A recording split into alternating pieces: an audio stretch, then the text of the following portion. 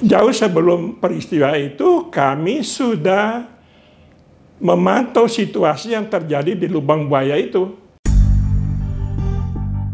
Lubang Buaya menjadi saksi pembantaian 6 jenderal dan 1 perwira korban G30 SPKI. Dalam penelitian sejarawan John Rosa dalam buku Dalih Pembunuhan Massal, disebutkan G30 SPKI beroperasi mulai 30 September 1965 malam.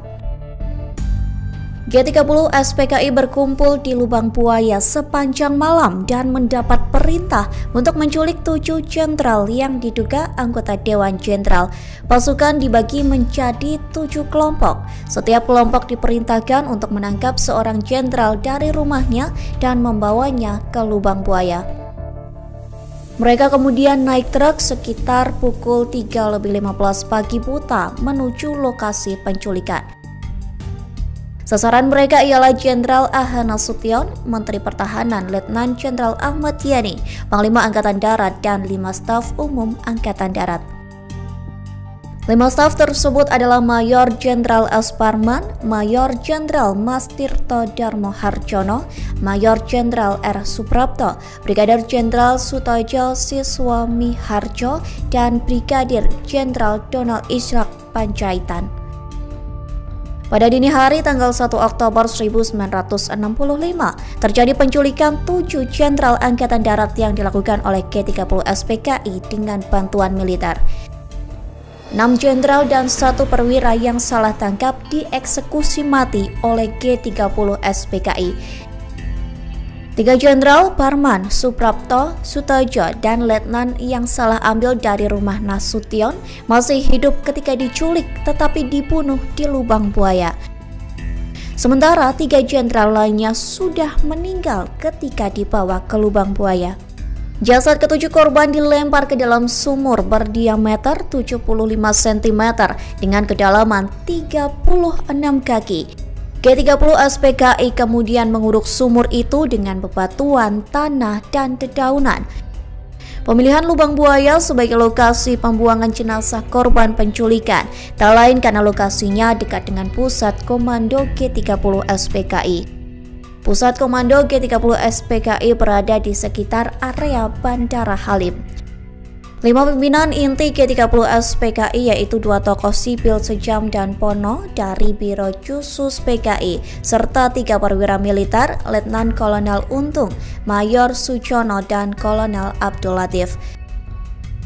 Para pemimpin G30 SPKI berkumpul di Pangkalan Auri di Halim tepat di sebelah utara Lubang Buaya. Pada 1 Oktober 1965, Letkol Untung dan Kolonel Latif diterima di rumah Mayor Sujono, Komandan Pasukan Auri di Pangkalan Udara Halim. Mereka kemudian pindah dari tempat persembunyian di Gedung Penas ke rumah kecil Sersan Sujatno yang juga terletak di kompleks kediaman di Halim. Selama operasi, mereka tidak mempunyai sarana untuk berkomunikasi dengan pasukan G30 SPKI di Lubang Buaya dan Lapangan Merdeka selain melalui kurir pribadi.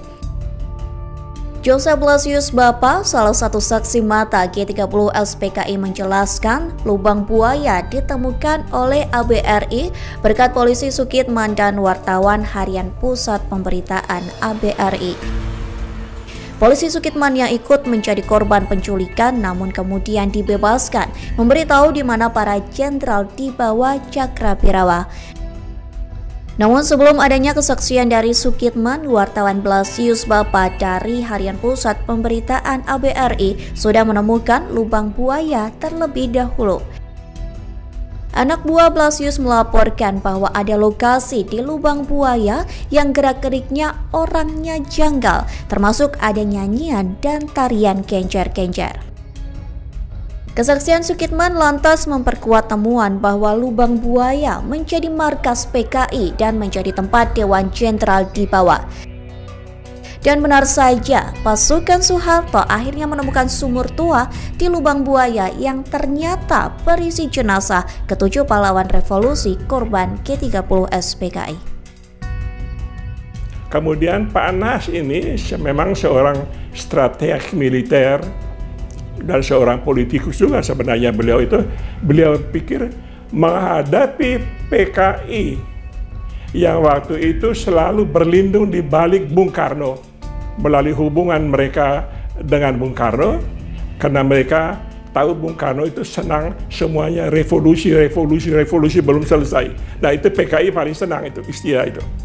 Maka Pak Nas perintahkan Pak Sugandi untuk menerbitkan lagi kantor berita yang namanya Pusat Pemberitaan Angkatan Bersenjata.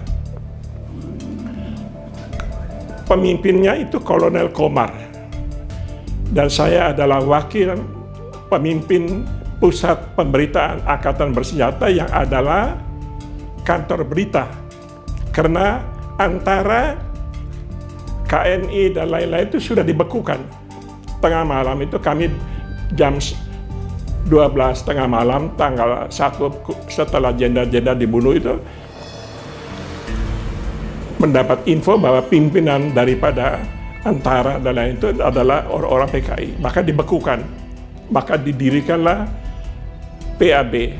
Nah, saya ditugaskan sebagai wakil pimpinan PAB. Pada waktu saya ke Lubang Buaya itu dalam kapasitas sebagai pimpinan kantor berita Angkatan Bersenjata yang namanya PAB. Tetapi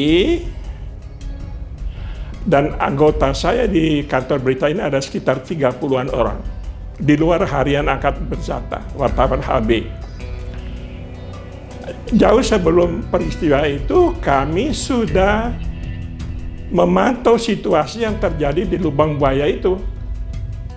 Bahwa di sana itu ceritanya ada gerakan masyarakat atau massa dengan tari-tarian, genjer-genjer dan lain-lain itu. Wartawan kami, wartawan Hankamnya itu sudah mengetahui lokasi itu, pemusatan daripada suatu kegiatan, begitu. Jadi saya ke sana dalam kapasitas sebagai pimpinan kantor berita Angkatan Bersenjata. Terima kasih sudah nonton, jangan lupa like, subscribe, dan share ya.